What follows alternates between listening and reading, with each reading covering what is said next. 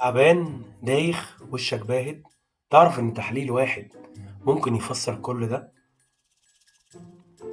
كتير مننا بيحس بتعب أو دوخة ويفتكر إن ده إرهاق عادي، لكن الحقيقة إن تحليل بسيط جدا زي صورة الدم الكاملة أو CBC ممكن يكشف مشاكل كتير بدري.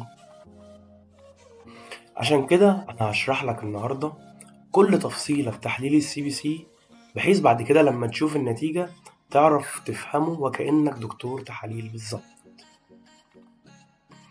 تحليل CBC بيقيس 3 مكونات أساسية في الدم: كرات الدم الحمراء وكرات الدم البيضاء والصفائح الدموية.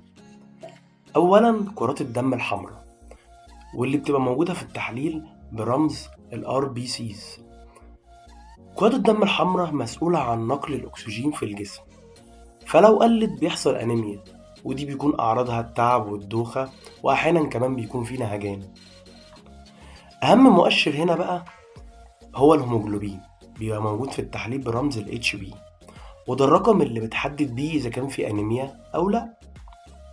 نيجي بقى لكرات الدم البيضاء، ودي بتكون موجودة في التحاليل برمز WBC، ودي أصلا خط الدفاع الأساسي في جسمك، يعني المسؤولة عن المناعة ومحاربة أي عدوى. فلو كانت عالية ده معناه إن في التهاب أو عدوى، أما بقى لو قليلة ده ممكن يدل على ضعف في المناعة. ثالثا الصفائح الدموية، بتبقى موجودة في التحليل برمز BLT، ودي المسؤولة عن تجلط الدم، يعني لو اتجرحت هي اللي بتوقف النزيف، فنقص الصفائح ممكن يسبب نزيف، وزيادتها عن المعدل الطبيعي ممكن يودينا لخطر التجلطات. كمان في مؤشرات في التحليل زي ال MCV وال MCH، ودي بتساعدنا عشان نعرف نوع الأنيميا وإذا كانت نقص حديد أو نقص فيتامينات. طب إمتى تعمل تحليل CBC؟ لو عندك أي أعراض من اللي قلناها، تعب أو دوخة أو حتى تساقط الشعر.